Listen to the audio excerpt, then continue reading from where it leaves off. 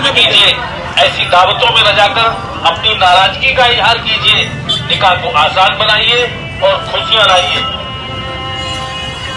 हमें कोशिश करनी होगी कि हमारे निकाह मस्जिद में हो। डीजे, बैंड, आतिशबाजी, डांस ये शैतानी काम है, इनसे हमें पूरी तरह से बचना है। इस हदीस को अगर मैं पढ़ूं तफसील से तो 5 बेसिक पिलर्स ऑफ इस्लाम अल्लाह के रसूल ने बताए। इसमें सबसे पहली चीज क्या है? अल्लाह पर ईमान लाना। इधर अल्लाह ताला कहता है कुरान मजीद में, जो लोग अपना माल खर्च करते हैं लोगों को दिखाने के लिए, वो अल्लाह ताला पर ईमान नहीं रखते। तो आप लोग ध्यान दीजिए अपनी शादियों पर, अपने समाज पर, अपनी कम्युनिटी के उन फजूल खर्चों पर जिन पर हम खर्च कर रहे हैं और लोगों को दिखाने के लिए कर रहे हैं। क्या हम लोगों का ईमान बाकी रहा? अजीज साथियों, ये मुहिम आपके बीच जो पहुंची, ये जहेज के खिलाफ पहुंची, ये गैर इस्लामी रसूमात के खिलाफ पहुंची, ये जूता चुराई के खिलाफ पहुंची, ये विरासत के हक में पहुंची, ये जो है जहेज के खिलाफ पहुंची।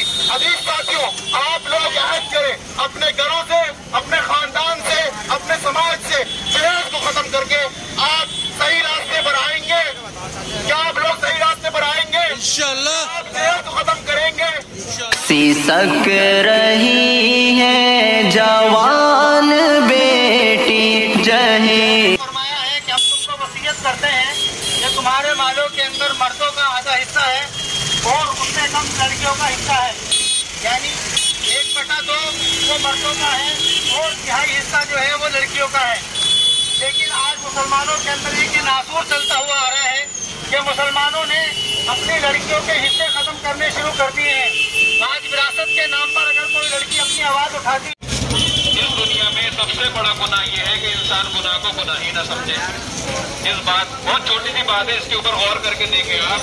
किसी गुनाह को अगर गुनाह न समझा जाए तो इससे बड़ा कोई गुनाह ही नहीं है, क्योंकि जिसको हम गुनाह नहीं समझेंगे और हम गुनाह कर रहे हैं तो फिर उसकी तौबा क्यों करेंगे?